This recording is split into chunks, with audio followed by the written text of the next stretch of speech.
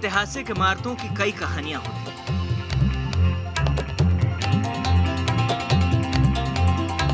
और उनसे जुड़ी होती हैं कुछ किंवदंतियां।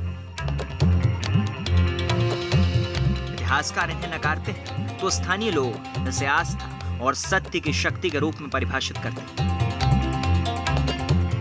हवा में पत्थरों का उड़ना और सोने की बारिश होना, ये बात किसी को भी हैरत में डाल सकती है। लेकिन मंडला जिले का एक स्थान ऐसा है जहां यह सब संभव था। क्या वाकई 11वीं शताब्दी में ऐसा संभव था कि महज 2.5 दिन में किसी महल का निर्माण हो जाए?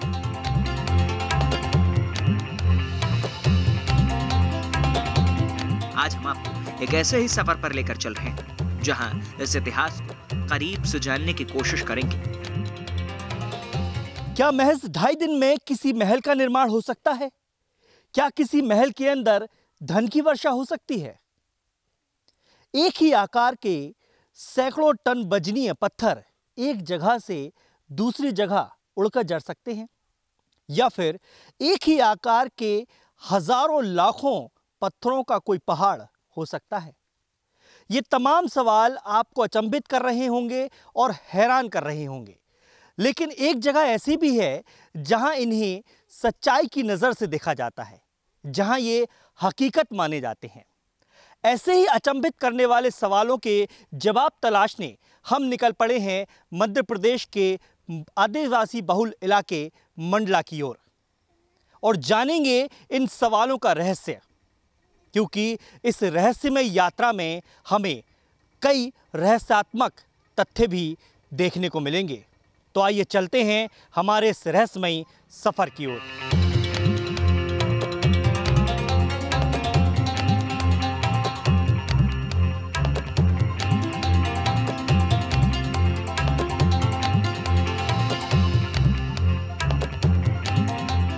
आदिवासी बाहुल्य जिले मंडला में वैसे कई पर्यटन स्थल हैं, सबकी अपनी अपनी खासियत भी है। लेकिन रामनगर से महज 4 किलोमीटर दूर घने जंगलों के बीच काले पत्थरों के पहाड़ के सौंदर्य को देखते ही बनता है। प्राकृतिक काले पत्थरों के पहाड़ पर अपना एक इतिहास है। एक पहाड़ में मौजूद काले पत्थरों की बनावट यहां जुड़ी कई कहानियों पर यकीन करने को मजबूर करती है। अष्टफलक लंबे लंबे काले पत्थरों की सिल्लियां देखने में भले मानव निर्मित लगती है,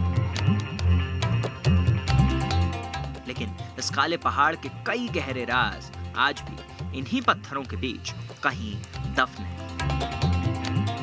इन रहस्यमय सवालों के जवाब तलाशने के लिए हमने अपना सफर शुरू किया है रामनगर के उस पहाड़ से जिसे काला पहाड़ कहा जाता है।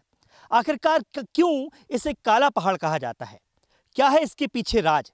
इस रहस्यमय पहाड़ की हर एक बात को जानने के लिए हम पहुंच गए हैं काला पहाड़ में, और आइए देखते हैं क्यों इसे कहा जाता है काला पहाड़। रामनगर के पहाड़ की चढ़ाई बेहद मुश्किल है, क्योंकि यहाँ कोई बड़ा पहाड़ नहीं है जो चट्टानों से बना हो, बल्कि ये लगभग एक ही आकार के कई सारे पत्थरों से मिलकर बना हुआ पहाड़ है।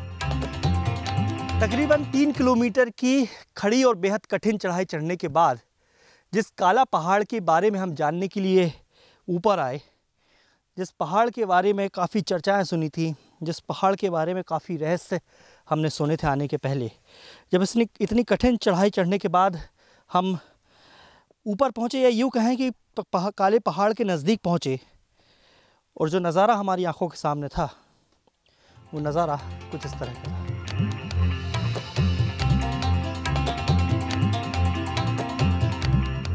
काले पहाड़ को लोग आस्था से जोड़कर देखते हैं, तभी तो यहाँ पहुंचने के लिए नंगे पैर सफर करना होता है, और हमारी टीम ने भी ठीक वैसा ही किया। काले पहाड़ की असली चढ़ाई तो अभी शुरू हुई थी। हमने जैसे ही पहाड़ के पास पहुँचे तो एक बुज़ुर्ग अम्मा और एक बाबा हमें यहाँ पर मिले, जिन्होंने काले पहाड़ चढ़ने से पहले हमारे जूते उतरवा दिए। अब इसके पीछे मान्यता उनकी ये है कि जिस पहाड़ पे हम चढ़ रहे हैं, इस पहाड़ पे देवी देवताओं का वास है, और वो सालों से इन देवी देवताओं की सेवा करते हुए आए हैं। और वो देवी देवता इन्होंने जो मांगा वो हमेशा दिया है। तो हमारे जूते चप्पल उतरवा दिए गए और कहा गया कि आप चढ़ें, लेकिन बिना जूतों के, क्योंकि ये हमारे लिए देवी देवता हैं। हमने भी उनकी बात मानी, क्योंकि ये बात आस्था से जुड़ी थी, और हमने भी चढ़ाई शुरू कर दी। लेकिन जैसे जैसे हम चढ़ रहे हैं, वैसे वैसे इस काले पहाड़ को लेकर जितनी बातें कही जा रही थीं, या यूँ कहें जो चर्चा का विषय थी, वो कहीं ना कहीं सही साबित होती नज़र आ रही हैं। क्योंकि आप चारों तरफ देखेंगे जब, तो एक विशाल पहाड़ है ये, और केवल काले पत्थर हैं ये। आकार लगभग हर एक पत्थर का मुझे एक सा नज़र आता है। उसकी वजह यह है कि ऐसा लगता है जैसे किसी ने इन बड़ी चट्टानों में से एक से पत्थरों को काटा हो और यहाँ किसी निर्माण के लिए लाया गया हो। काले पहाड़ के पत्थर कोई आम पत्थर नहीं। जैसे जैसे हम आगे बढ़ते जा रहे थे, हमें इस काले पहाड़ के बारे में कई जानकारियां मिल रही थी। जिन काले पत्थरों को आप देख रहे हैं, उनमें खासियत है पत्थरों पर खास तरह का कोण होना। यहाँ इन पत्थरों पर 8 या 6 किनारे हैं, जिन्हें देखकर लगता है जैसे किसी खास कारीगर ने महल निर्माण के लिए इन्हें तराशा हो। काले पहाड़ की जब हमने चढ़ाई शुरू की तो हमें लगा कि शायद हम किसी एक चोटी पर पहुंचेंगे, लेकिन ऐसा नहीं था। एक ऊंचाई पे पहुंचने के बाद हमें फिर कुछ इस तरह का नज़ारा देखने को मिला कि दूर तक हमें इस तरह के काले पत्थर बड़े बड़े आकार के देखने को मिले। लेकिन जब हम चढ़ाई कर रहे थे, तब इस दौरान हमारी नज़र इन पत्थरों के आकार पर पड़ी, जो बड़ा अचंभित करने वाली बात थी। क्योंकि ये पत्थर जो हैं, ये या तो अष्टफलक हमें नज़र आए, यानी कि 8 कोण इन पत्थरों पर हमें नज़र आए, या षष्ठफलक पत्थर थे, यानी कि 6 कोण हमें एक पत्थर पर नज़र आए।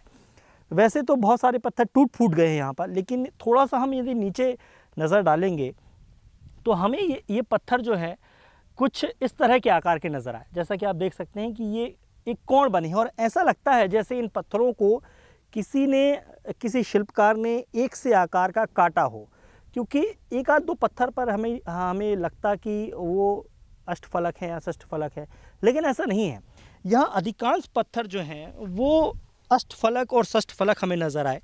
और ये पूरा, यदि हम नीचे नज़र डालेंगे तो यहाँ पर ये तमाम पत्थर ऐसे लगते हैं जैसे किसी निर्माण कार्य के लिए यहाँ पर लाए गए थे, और उसके बाद इनको यहीं छोड़ दिया गया। लेकिन चर्चा है और रहस्य है, तो इस रहस्य के पीछे कुछ ना कुछ कहानियाँ भी ज़रूर होती हैं। लिहाजा जब हम चढ़ाई कर रहे थे, तब हमारी मुलाकात कपिल टेकाम से हुई। कपिल जी इसी गांव के रहने वाले हैं? मैं यहीं इसी गांव का रहने वाला हूं। मेरा जन्म यहीं हुआ है। आपका?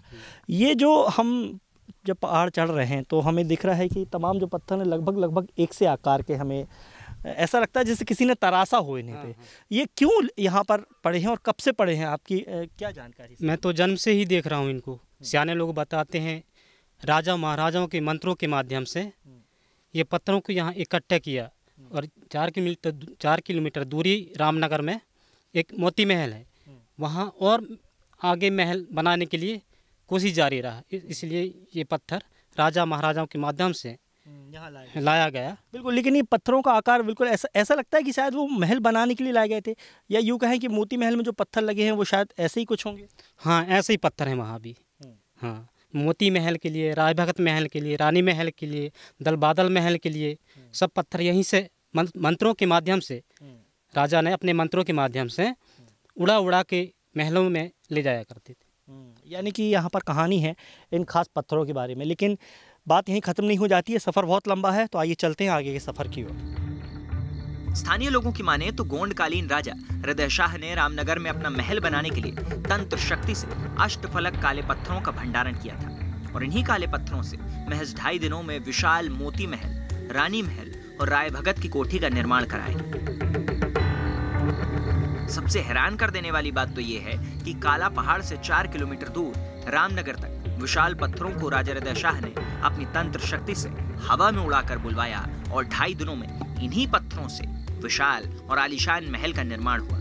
इतना ही नहीं, महल निर्माण होने के बाद महल में सोने की बारिश होने का दावा भी स्थानीय लोगों के द्वारा किया जाता था। यह भी बताया जाता है कि इस काला पहाड़ में पहले 16 बाघों की गुफाएं हुआ करती थी, जिसमें राजा हृदय शाह के 16 पालतू बाघ रहा करते थे। लोगों की माने तो काला पहाड़ सिद्ध स्थल है। यहाँ आकर मन्नत मांगने वालों की हर इच्छा पूरी होती है। जब हम इसके शिखर पर पहुंचे तो एक हमें पूजनीय स्थल यहाँ पर दिखाई दिया, और ये पूजनीय स्थल आदिवासी का है, जैसे बड़ा देव का पूजनीय स्थल कहा जाता है। हमारी यहाँ मुलाकात हुई गुलाब मरावी जी से, जो तकरीबन 60 सालों से इसी जगह पर निवास करते हुए आए हैं और इस जगह के चप्पे चप्पे से वाकिफ़ हैं। लेकिन गुलाब जी, जिस तरह की कहानी हम सुनते आ रहे हैं इस पहाड़ के बारे में, क्या कहा जाता है इस पहाड़ की, कैसे बन गया ये? वो सत्य से बना है। कैसे? राजा बली, राजा संग्राम साय की आज़ादी बनवाए गए। ये पहाड़ को शक्ति के द्वारा बना, ये पत्थर नहीं मिल पाएगा। एक तो आयरलैंड में मिलेंगे, एक तो यहाँ मिलेगा, ये मंडला में। अच्छा, ये जो कहानी कही जाती है कि इस महल जो यहाँ पर मोती महल हैं और रानी महल हैं, हाँ, इनके वजह से फिर निर्माण कर दिए। फिर यहाँ का पत्थर भी जाके लगे हैं। जो भी किला में जो गड़बड़ी है, वो जो लाल पत्थर से बने हैं वो गड़बड़ बने हैं अभी अब यहाँ के पत्थर के कारीगर रहे नहीं गया है, तो क्या बताएं। तो ये उन राजा महाराजाओं ने बनवाए थे ये पत्थर एक से यहाँ पे? हाँ, बनवाए थे। अच्छा, ये भी कहा जाता है कि कहानी ये भी है कि कैसे ये पत्थर यहाँ इकट्ठे हुए, फिर इतने बड़े बड़े वजनी पत्थरों को वहाँ पर ले जाया गया। तो राजा हृदय शाह, क्योंकि शक्तियों पर विश्वास करते थे वो, तो क्या राजा हृदय शाह ने करवाया इसे? हाँ, राजा हृदय शाह ने नहीं करवाया है, वो उनके बाप में तारीख। यह कहानी सिर्फ काला पहाड़ की नहीं, बल्कि उससे निर्मित महलों की भी है। ये बात इतिहासकार भी मानते हैं कि इन्हीं पत्थरों से ऐतिहासिक गोंडकालीन मोती महल, रानी महल और राय भगत की कोठी का निर्माण किया गया, ऐसा दावा है। स्थानीय लोगों की माने तो जब महल का निर्माण कराया गया तो इन काले पत्थरों को हवा में उड़ाकर बुलवाया गया था, और ऐसा दिव्य शक्ति के चलते हुआ था। रहस्यमय इस काले पहाड़ की कहानी यहीं खत्म नहीं होती। यहाँ से तो इस पहाड़ की कहानी शुरू होती है, क्योंकि मेरे ठीक पीछे जो आप जगह देख रहे हैं, इस जगह से हम कोशिश कर रहे हैं कि अपने कैमरे से वो जगह दिखा पाएँ, लेकिन वो संभव नहीं है क्योंकि बहुत दूरी है। लेकिन मैं यहाँ से देख पा रहा हूँ कि वहाँ पर एक महल बना हुआ है, जिस महल का निर्माण इन्हीं पत्थरों से हुआ है। इसलिए मैंने कहा कि इस काले पहाड़ की रहस्यमयी कहानियाँ अभी ख़त्म नहीं हुई हैं, यहाँ से इसकी शुरुआत होती है। मान्यता है और ऐसा लोगों का दावा है कि ये बड़े बड़े पत्थर अष्टफलकीय और षष्ठफलकीय जो पत्थर हैं, इन पत्थरों से ही उस मोती महल का निर्माण किया गया है। और सबसे हैरान कर देने वाली बात तो ये है कि ये पत्थर अपने आप यहाँ से निर्माण कार्य स्थल तक पहुँचे थे। हमारे साथ गुलाब मरावी जी अभी हैं, क्योंकि ये सबसे पुराने यहाँ के एक तरीके से कहें कि पुजारी हैं, पंडा हैं, और वो इस जगह को जानते हैं। क्या ये बात बिल्कुल सही है कि क्या ये पत्थर वाकई अपने आप गए थे? सतयुग में सती रहे राजा हृदय शाह, तो यहाँ से शक्ति के द्वारा उनके आजा पुरखा ने पत्थर को रिंगाते ले जाते थे सत के बल से। ये संभव है कि इतने बड़े बड़े पत्थर वहाँ चले जाएं? हाँ, चल दें शक्ति के द्वारा सतयुग में जाते थे। उनके पास सत्य था ही रहा, सत्य के विजय हुआ। गुलाब जी का भी यही दावा है कि ये बड़े बड़े पत्थर अपने आप यहाँ से उतनी दूर जहाँ महल का निर्माण किया गया है वहाँ तक पहुँचे। कहानी भी यही है कि जो आदिवासी गौड़ साम्राज्य कालीन के जो राजा थे, वो तंत्र शक्तियों में विश्वास करते थे और वो तंत्र शक्तियाँ करते भी थे। और यही वजह है कि उनकी शक्तियाँ, या यूँ कहें कि जैसा गुलाब जी ने कहा कि सत्यता की शक्ति जो होती है, उन शक्तियों के बल पर इस इतने बड़े महल का निर्माण यहाँ से ले जाए गए पत्थरों से किया गया था। काला पहाड़ के बारे में इतना सब जानने के बाद हमें उस महल में भी जाना था, जिनके निर्माण का दावा इन पत्थरों से होने का किया जाता था। मोती महल के बारे में जो प्रचलित कहानी है वो ये है कि इसके निर्माण में सिर्फ 2.5 दिन का वक्त लगा था। इस बात को लेकर कई सवाल इसलिए भी हैं क्योंकि तब कोई ऐसी तकनीक नहीं थी कि 2.5 दिन में किसी महल का निर्माण किया जा सके, बल्कि ऐसी कारीगरी तो आज तक भी मुमकिन नहीं है। रहस्यमय सवालों की जवाब की तलाश में काला पहाड़ से शुरू हुआ ये सफ़र अब मोती महल आकर रुक गया है। मोती महल ये वही महल है जिससे दावा किया जाता है कि ये महल महज 2.5 दिनों में बनकर तैयार हो गया था, और उस महल में उन्हीं पत्थरों का इस्तेमाल किया गया है जो हमने काले पहाड़ पर देखे थे। मेरे पीछे जो आप ये विशालकाय एक महल देख रहे हैं, ये महल आदिवासी गौंड राजाओं के द्वारा निर्मित कराया गया था और इसी पहाड़ की जो कहानियाँ थीं वो इस महल में आकर खत्म होती हैं। मोती महल के बारे में कहा जाता है कि ये राजा हृदय शाह के पैदा होने से पहले वजूद में था, लेकिन उस वक्त की आधुनिक जरूरतों को देखते हुए राजा हृदय शाह ने इसे विशाल रूप दिया था। 3 मंजिला की इमारत देखने में बेहद भव्य लगती है और उस वक्त के इतिहास को बताती है कि जब इस महल में राजा रहते होंगे तो इसकी तस्वीर कुछ अलग ही रहती होगी। एक ज़माना था जब मंडला समेत आसपास के तमाम जिले गौड़ साम्राज्यकालीन राजाओं के अधीन थे और यहाँ गौड़ राजाओं का शासन हुआ करता था। इसी के तहत सन 1667 में इस मोती महल का निर्माण करवाया गया था राजा हृदय शाह के द्वारा। राजा हृदय शाह के वंशज जो थे, उनके पूर्वज जो थे वो यहीं पर रहा करते थे, लेकिन इस महल की ज़रूरत को समझते हुए राजा हृदय शाह ने इस विशालकाय महल का निर्माण कराया, जिसे मोती महल नाम दिया गया। जब हम महल के अंदर आए तो हमने जो महल की आकृति देखी वो वाकई बेहद अद्भुत और बेहद चौंकाने वाली भी थी। अद्भुत इसलिए कहूँगा क्योंकि इतना बड़ा क्षेत्र जब किसी महल के द्वारा महल के लिए निर्मित किया गया, तो आप देख सकते हैं कि ये 3 मंजिला महल है, जिसमें बीच का फ्लोर है, नीचे है और ऊपर है। और कहा यह जाता है कि जो सामने आप तस्वीरों में देख रहे हैं, यहीं पर राजा हृदय शाह रहा करते थे। इसके ठीक बाजू में उनका रसोई घर हुआ करता था और इसके ठीक बाजू में फिर उनका मंत्रियां या उनके दूसरे जो सहायक थे वो यहाँ पर रहते थे। लेकिन इस पूरे महल को आप बड़ी गौर से देखेंगे तो ये वही पत्थरों से निर्मित है जो पत्थर काले पहाड़ में हमने देखे हैं। यानी कि काला पहाड़ और मोती महल का जो रिश्ता है वो वही काले पत्थर हैं। अब हम जानेंगे इस महल के बारे में कि क्यों ये मोती महल इतना रहस्यमयी है और इतने सारे रहस्य अपने अंदर छुपा के बैठा है। हमारे साथ यहाँ पर लंबे सालों से, तकरीबन कई सालों से गाइड का काम करने वाले एक दादाजी हैं। क्या नाम है दादाजी आपका? नौखीलाल धनगर मेरा नाम है जी। क्या जानते हैं आप इस पूरे महल के बारे में, हमें विस्तृत तौर पर बताइए। ये महल क्या है? ये मोती महल है, राजा हृदय शाह का यहाँ पर रहा करते थे। और ये उनके सामने देखना अपन स्नानागार तालाब है और आसपास ये कमरे हैं, सामने सिरा लेक है। ये राजा की वंशावली लिखी गई है और इसमें ऊपर नीचे कमरे हैं, सब जगह हैं अपने। पीछे अस्तबल है, नीचे हाथी सार है और आसपास ये लंबे लंबे कमरा है। बस यही है उनकी रहने के लिए। बिल्कुल। कितने कमरे हैं इस पूरे महल में? अभी लगभग अब अंदाज में है, वैसे होंगे अपने 150 कमरे अपने ऊपर पे, लेकिन सब तो दबे गए हैं, अभी तो अंदर हैं। अच्छा, जैसे आपने कहा दबे गए हैं, तो क्या ये 3 मंजिला से और भी ज़्यादा ऊंचा था? ये 7 मंजिल का है उस जमाने में।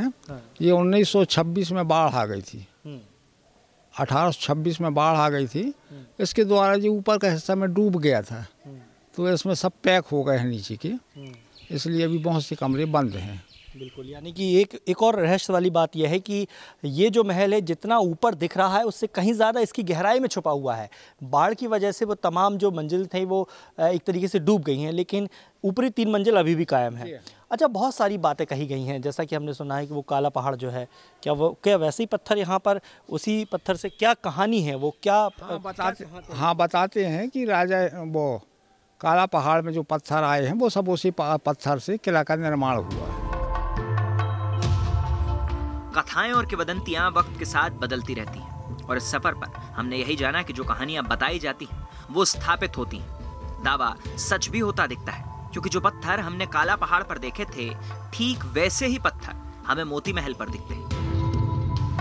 हालांकि काला पहाड़ पर रखे पत्थर क्यों वहां रखे गए, तो दावा किया जाता है कि महल के निर्माण के बाद जो पत्थर बच गए, वही पत्थर आज काले पहाड़ पर मौजूद है। हालांकि कई लोग मानते हैं कि राजा की शक्तियां कमजोर पड़ जाने की वजह से पत्थर वहां से उड़कर महल तक नहीं पहुंच पाए और उसी काले पहाड़ के पास रह गए। मोती महल के बाद हम रानी महल भी पहुंचे, क्योंकि यहाँ भी मान्यता एक जैसी ही है और कहानी है कि इन्हीं काले पत्थरों से इस महल का निर्माण हुआ था। स्थानीय लोग भी यही दावा करते हैं कि उन्होंने अपने पूर्वजों से ऐसे ही किस्से सुने हैं। मोती महल के बाद हमारा सफर आ पहुंचा रानी महल। ये वही रानी महल है जिसे राजा हृदय शाह ने अपनी दूसरी रानी के लिए बनवाया था। लेकिन हैरान करने वाली बात यह है कि जो दावा मोती महल के लिए किया जा रहा था, वही दावा रानी महल के लिए भी किया जा रहा है। मोती महल की सुंदरता देखने के बाद हमें ऐसा लगा कि शायद इससे सुंदर महल यहाँ नहीं हो सकता, लेकिन जब हम रानी महल आए तो ये हमें बहुत ज़्यादा सुंदर देखने को मिला। इसकी आकृति, इसकी बनावट, ये वाकई अद्भुत है। जितनी सुंदरता हमने मोती महल की देखी थी, उससे कहीं ज़्यादा सुंदर ये हमें रानी महल दिखा दिया। हालांकि आज की स्थिति में ये पूरी तरीके से खंडर हो चुका है, लेकिन जिस तरीके से इस महल का डिज़ाइन है, इस महल को बनाया गया था, जब ये बनकर तैयार हुआ होगा तो वाकई ये बेहद अद्भुत है।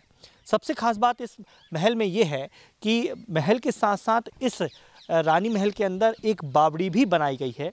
कहा यह जाता है कि इसी बावड़ी में जो रानियां होती थीं और रानी के साथ जो महिलाएं सहायिका होती थीं, वो इसी बावड़ी में आकर स्नान करती थीं और यहीं से सुरंगों के ज़रिए वो, यदि राजा हृदय शाह से मुलाकात करनी है तो वो सुरंगों के ज़रिए अपने मोती महल जाती थीं। तो ये एक बेहद बहुत बड़ी बावड़ी यहाँ पर तैयार है, जिसमें आज भी पानी है।